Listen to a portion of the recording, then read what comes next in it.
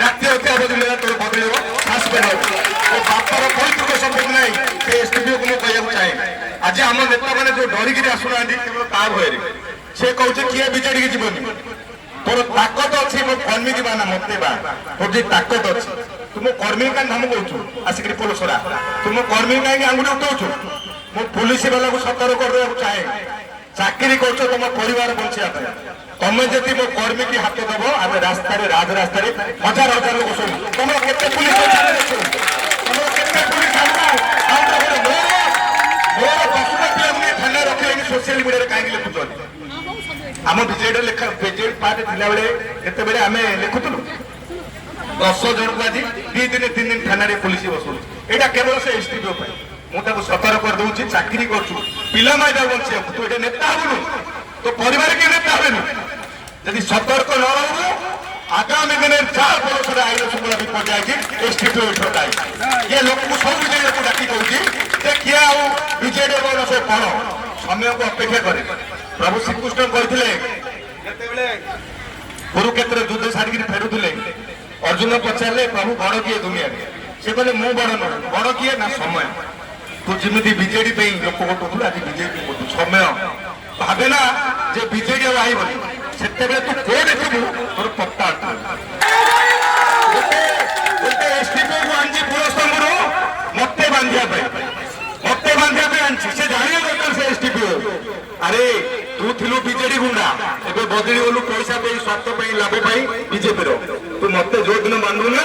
ଏ ଖରା ତରାରେ ମତେ ବୁଲିବାକୁ ପଡିବନି 5 ଲକ୍ଷ ମାସକୁ ଖର୍ଚ୍ଚ କରିବାକୁ ପଡିବନି ମୁଁ ଜେଲରେ ରହିବି ମୋ ଲୋକମାନେ ମୋ ପାଇଁ କରିବେ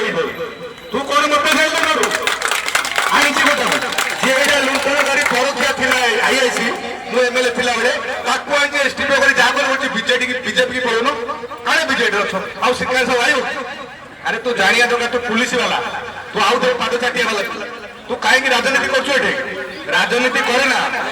ତୁ ଯାହା କରୁଛୁ ଏଠି ପୋଲସରାରେ ଆସିକି କୁକୁଡ଼ାରେ ଆମର 10 ଲୋକ ବାନ୍ଧିଦେଲା ଅନ୍ୟ ଏସଡିପିଓ ଯାଇକିରି ତାପରେ ପୋଲସରା ଅଛି କିଛି ଲୋକ ବାନ୍ଧିବା ପାଇଁ ତୁ ଯୋଉ ଦିନ ମାନିବୁ ଏ ରାଜରାସ୍ତା ଜନସମୁଦ୍ର ପହଞ୍ଚିବ ତତେ ବଦଳି ହବ ଯେମିତି ଆସ୍କା ହେଇଯାଇଛି ରାତି ଅତି ଅବଧି ତୋର ବଦଳି ହବ ସାସପେଣ୍ଡ ହେବ ଓ ବାପାର ପୈତୃକ ସମ୍ପତ୍ତି ନାହିଁ ସେ ଏସଡିପିଓକୁ ମୁଁ କହିବାକୁ ଚାହେଁ ଆଜି ଆମ ନେତାମାନେ ଯୋଉ ଡରିକିରି ଆସୁନାହାନ୍ତି କେବଳ ତା ଭୟରେ ସେ କହୁଛି କିଏ ବିଜେଡିକି ଯିବନି ତୋର ତାକତ ଅଛି ମୋ କର୍ମୀ ଯିବା ନା ମତେ ବା ତୋର ଯେ ତାକତ ଅଛି ତୁ ମୋ କର୍ମୀ କାହିଁ ଧମକ କହୁଛୁ ଆସିକିରି ପୋଲସରା ତୁ ମୋ କର୍ମୀ କାହିଁକି ଆଙ୍ଗୁଠି ଉଠଉଛୁ ମୁଁ ପୁଲିସ ବାଲାକୁ ସତର୍କ କରିଦେବାକୁ ଚାହେଁ ଚାକିରି କରୁଛ ତମ ପରିବାର ବଞ୍ଚିବା ପାଇଁ ତମେ ଯଦି ମୋ କର୍ମୀ କି ହାତ ଦବ ଆମେ ରାସ୍ତାରେ ରାଜରାସ୍ତାରେ ହଜାର ହଜାର ଲୋକ ଶୁଣୁ ତମର କେତେ ପୁଲିସ ତମର କେତେ ପୁଲିସ ମୋର ପଶୁପତି ଆମେ ଥାନା ରଖିଲେନି ସୋସିଆଲ ମିଡିଆରେ କାହିଁକି ଲେଖୁଛନ୍ତି ଆମ ବିଜେଡି ଲେଖା ବିଜେଡି ପାର୍ଟି ଥିଲାବେଳେ କେତେବେଳେ ଆମେ ଲେଖୁଥିଲୁ 10 ଜଣକୁ ଆଜି 2 ଦିନ 3 ଦିନ ଥାନାରେ ପୁଲିସ ବସୁଛୁ ଏଇଟା କେବଳ ସେ ଏସଡିପିଓ ପାଇଁ ମୁଁ ତାକୁ ସତର୍କ କରିଦେଉଛି ଚାକିରି କରୁଛୁ ପିଲାମାନେ ବଞ୍ଚିବାକୁ ତୁ ଏଇଟା ନେତା ହବୁନୁ ତୋ ପରିବାର କିଏ ନେତା ହେବେନି ଯଦି ସତର୍କ ନ ରହିବୁ ଆଗାମୀ ଦିନରେ ଯାହା ପରସରେ ଆଇନ ଶୃଙ୍ଖଳା ବିପଦ ଯାଇଛି ଏସଡିପିଓ ଠକାଇ କିଏ ଲୋକଙ୍କୁ ସବୁ ବିଜେଡିକୁ ଡାକି କହୁଛି ଯେ କିଏ ଆଉ ବିଜେଡି ଏବଂ ସେ କଣ ସମୟକୁ ଅପେକ୍ଷା କରେ ପ୍ରଭୁ ଶ୍ରୀକୃଷ୍ଣ କହିଥିଲେ ଯେତେବେଳେ କୁରୁକ୍ଷେତ୍ର ଯୁଦ୍ଧ ସାରିକିରି ଫେରୁଥିଲେ ଅର୍ଜୁନ ପଚାରିଲେ ପ୍ରଭୁ ବଡ କିଏ ଦୁନିଆରେ ସେ କହିଲେ ମୁଁ ବଡ ନୁହେଁ ବଡ କିଏ ନା ସମୟ